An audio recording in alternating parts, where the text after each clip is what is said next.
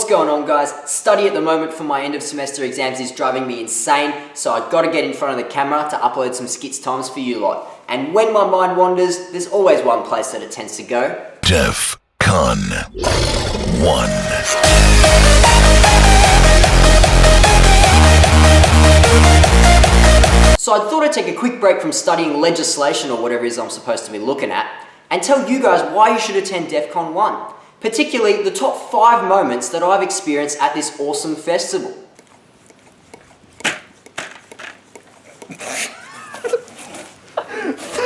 Now, I attended my first Defqon back in 2012 completely alone. You have no idea how much this freaked out my parents. They literally thought I was going to come home in a body bag. But this first experience completely dispelled any notion that this was an unfriendly or hostile place. In fact, it was quite the opposite. This took place at the Blue stage back before it was a Raw stage, and Wave Rider was playing there. I had no idea what the hell was going on, but I managed to stroll in at the right time and hear that it was actually Wave Rider playing. Now, I'd only been at the festival for about an hour at this point. I didn't quite know what to expect, but immediately I was drawn to a big Dutch crowd. They're all wearing orange and they'd made a big gabba circle. They were just having the time of their lives dancing this thing. So I thought I'd venture on over, and before I knew it, I was grabbed by the scruff of my neck, chucked into the gabba circle, and you know what I had to do?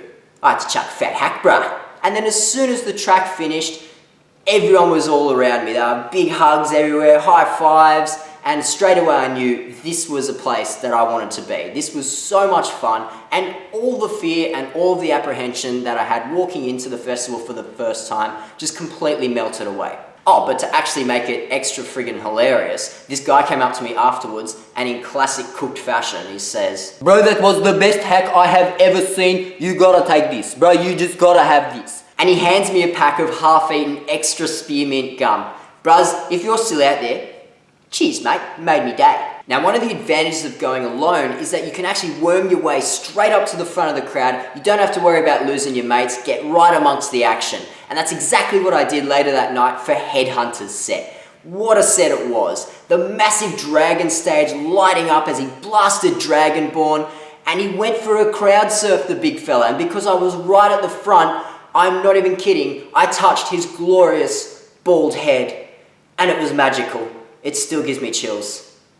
I may have also grabbed his ass, just a little bit. Fast forward a year, and I finally got some mates to come with me because I had to share with them the madness that I experienced the previous year. And this next moment was the crowning moment of all of us coming together, having such a skits time. It was during Bass Modulator's set. That massive robot stage was lighting up in the early day. We got to see some flames for the first time.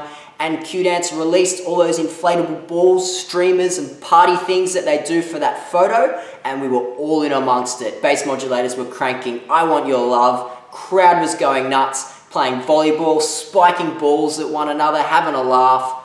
Friggin' awesome. So good. It's funny that as you keep attending Defqon, your big moments are no longer the massive end shows or the huge production value or anything like that. It becomes the really little things that make it such an awesome day. And that's what this next set was.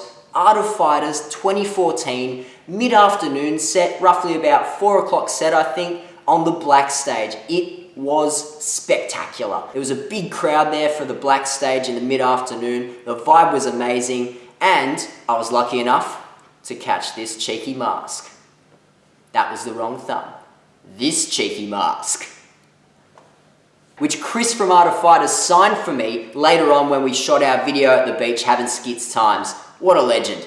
Cheers, mate. And finally, this last moment just showed me once again that pretty much everyone at Defqon is just a dead set legend. It was last year, Defqon 2015, last set of the night. I'd made my way over from Party Razor, who was dropping a great set at the Black stage, because I wanted to hear some sick wobz and abamaz over at Green. Psytrance stage is where I headed. Class A was dropping an absolute bomb of a set. I was having so much fun. Everyone was losing their minds so late into the night. It was great.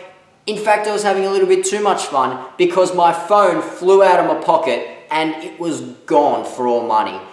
Everyone was trying to help me find this thing. 10 people all lighting up their phones, looking at the ground, looking in the dirt, trying to find my phone. Nothing, couldn't find it.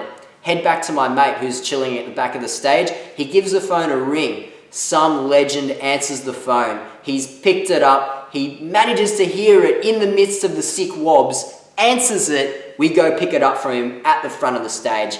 Mate, whoever the fuck you are a legend, you saved my life that day, and that just went to show that Defqon is full of the skits time, skits people. Fuck, I just can't get over that, that was so good. So there you have it, 5 of my top moments at Defqon.1, the most skits festival on earth. Thanks heaps for watching, make sure you subscribe, check out Facebook and Patreon for all sorts of other rewards and videos, and if you have an awesome story that you've had at Defqon.1, chuck it down below, I want to see them, maybe I'll even put them in a video. And now, it's time for a quick cheeky hack before I go study and want to die. Catch you later. Mode activated.